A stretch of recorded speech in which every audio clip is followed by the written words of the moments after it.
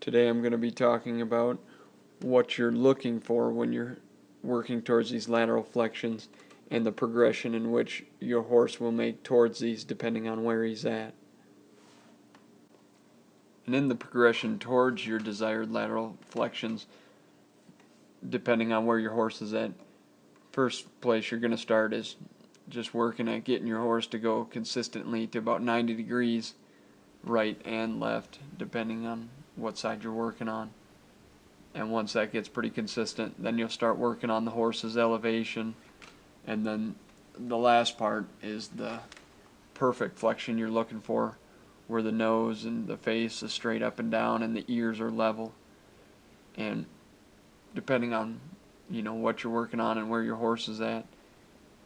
if you don't have the consistent 90-degree bend going, you'll start there, and pretty soon your horse is real consistent at going to 90 degrees. So then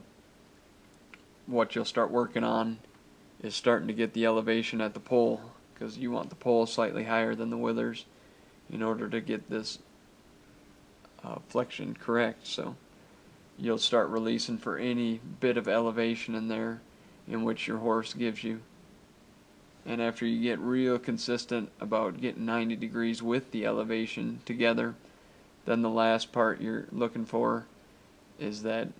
perfect flexion, to where they start dropping their nose and their face squares up and it's straight up and down, to where the nose isn't sticking out right, left, forward, backwards, or in any direction, and the ears are perfectly level. And then the final product is, once you slide down that rein, it's all right there simultaneously. The horse I chose to do the example with here is Picasso, and he started out really overflexed and overbent, and his ears were actually lower than his nose when he started out, to where he'd tip his head kind of upside down as soon as you'd reach for that rein. But as you can see through this video, he's made some great progressions over the couple weeks and months here. But first thing I make sure is, when I reach down that rein, is he kind of starting to give to that rein and work towards that lateral flexion. And then based on that, I'll just kind of wait till he elevates there, or else just holds his head steady without any pressure on that rein, because you can see him just kind of bobbing his head up and down, but he's actually pulling on the rein right there. So I just hold till he actually comes off of that, and then I give him his head back. And then as I keep working at it here with him, I'll really start getting some nice consistent 90-degree bend with some controlled elevation, to where it's just smooth, and I hold for a second, he picks up, and it's just light as a feather.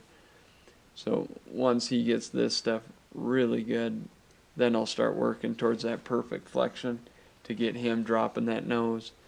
But until the elevation and the 90-degree bend are both there from the start, I'll just keep working at that, chipping away little by little each day, until finally we get to that next progression of it.